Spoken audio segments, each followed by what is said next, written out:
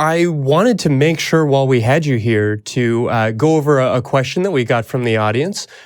Before we jump into that, I just want to see if there was any other questions that you had or anything else about radar that was important to look over. I'm just going to be doing some research into this myself. Yeah, absolutely. And again, I'd like to encourage everybody to check out the Multiamory podcast, and there at multiamory.com is all of the information that we've been talking about, the actual tool itself, as well as sort of a more detailed description about how to actually use it and how to get into these sorts of things. Yeah, and I really recommend to anyone listening, like I love giving people just I really invite people to approach their relationships with curiosity. Approach it Sure. like you're a scientist and you're passionate about this subject. And this is just all this is data collection, really. It's experimenting. So you schedule a radar with your partner, and then you find that you wake up in a cold sweat every single night until the radar.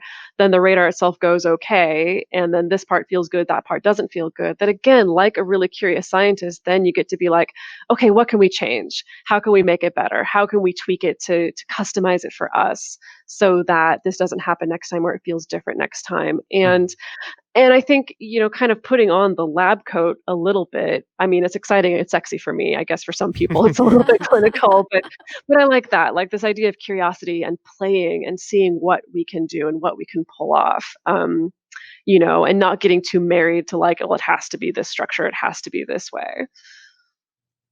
Yeah. No, I think those are incredible points. I definitely like the idea of maintaining some curiosity and not taking our relationships too seriously. I mean, they matter. I never want to lose sight of that. We wouldn't be doing this show. I wouldn't be working as a relationship therapist. You wouldn't be doing the things that you're doing if relationships weren't perhaps the most important part of our humanity.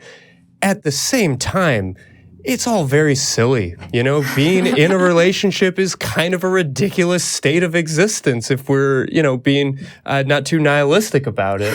And so I like that idea that you can sort of have fun with these things, that you can play around, try something different, that you don't have to feel obligated to do the same things, that you can always be experimenting and renegotiating and retrying. Definitely. Yeah. Would you like me to read through the email? Yeah, absolutely. Okay, so this is an email we got from Scott. Scott says, "Hi, I was hoping you might be able to give me some advice on dealing with a tough breakup I had a few months ago.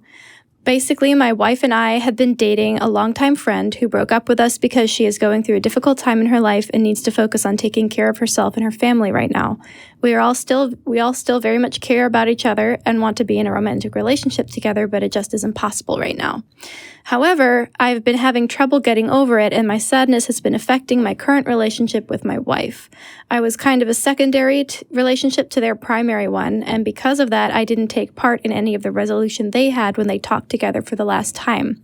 Everyone agrees that our friend needs her space now, but I'm still wrapped up in this and feel like I don't have any closure, but can't reach out and try to talk. Do you have any advice on how I get over this and try to focus back on my marriage?" Yeah, that's a big one. I think I see this a lot. I see people struggle with this a lot, primarily because, when you're in a multi-partner relationship and one of those relationship ends, that often people don't really have as many resources available to them for processing that breakup as people who are in a traditional monogamous relationship may have. If you're going through a breakup, people will talk to their coworkers about that potentially, or talk to their mom about that, or their siblings, or whatever. But if you're in a non-monogamous relationship, and especially if you're closeted, if you're not out about it, that often leaves you with like, well, either I can talk to nobody, or I can talk to, I guess in this case, probably my wife, and that's it. And I'm kind of making some assumptions about the situation here. So, for Scott, I would definitely say, fundamentally, first things first is that, it's important to make space for those feelings to happen. You deserve to be able to feel that sadness and experience that mourning of the relationship, because I know that's another thing people struggle with in multi-partner relationship, is kind of the feeling of like, well, I know I lost a partner, but technically I have another partner, so I shouldn't be that sad about it, which is BS. Like, you still feel sad about the loss. And there are people reinforcing that from every corner, though. It's certainly something that occurs to us, but in that moment, I mean, but it's also something that you're going to be hearing from a lot of other people when you are looking for sympathy, when you are trying to be understood. Yeah.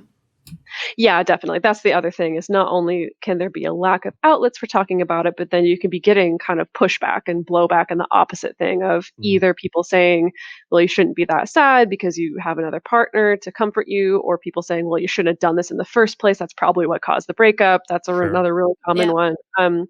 And so, yeah, so just fundamentally, making space for yourself to an allowance for yourself to even feel that sadness, to go through that mourning. I'm of the belief that when it comes to relationships, I think I think less about closure because I don't think that closure or catharsis actually I don't think that's actually a thing that really happens or is necessarily, like, Sure. inherently a right of ours. Like, when relationships end and when people die, it's not like it is in the movies, right? We don't get this kind of nice tying up of loose ends and the credits roll, and then we feel complete about it. It's like, no, someone just died. A relationship just ended, and now you're just kinda left having to deal with it. And so, there's probably not gonna be any necessarily catharsis there, but, like, you can give yourself space to find a sense of completeness with it. I think it's really important, if you haven't been already, Scott, to be really honest with your wife just about the fact that, hey, actually, I'm kind of still struggling with this, like, so I would,